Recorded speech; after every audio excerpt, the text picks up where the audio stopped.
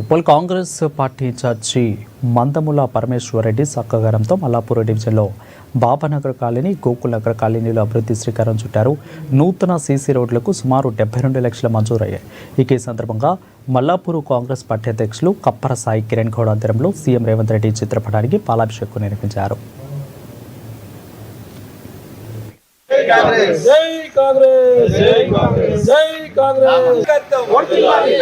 మట్టి రోడ్లోనే ఇంకా తిరుగుతున్న ప్రజలకి ఈ రోజు ప్రజా ప్రభుత్వం వచ్చిన వెంటనే ఏదైతే మట్టి రోడ్లను నివసిస్తున్న ప్రజలందరికీ నూతన రోడ్లు వేయడం జరుగుతుంది.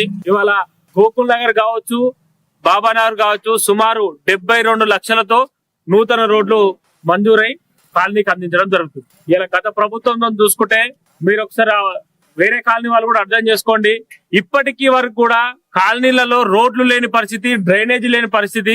ఇలా రోడ్ల మీద లైఫ్ లో నుంచి వెళ్లాల్సిన డ్రైనేజ్ సీసీ రోడ్ల మీదకి వెళ్ళిపోతుంది. స్కూల్ పిల్లలు నడవలేని పరిస్థితి.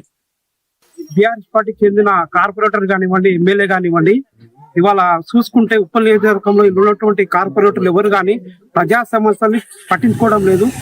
ముఖ్యంగా చూసుకుంటే ఇక్కడ మల్లాపూర్ కార్పొరేటర్ ఇతను చూసుకుంటే ఏదైతే గోకుల్ నగర్ భూముల మీద పడుతుంది తప్ప ప్రజల పక్షాన ప్రజల కష్ట సుఖాలు మాత్రమే ఏ రోజు తెలుసుకోలేకపోతున్నారు.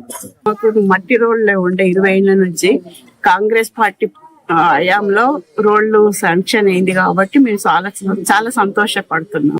బీఆర్ఎస్ పార్టీకి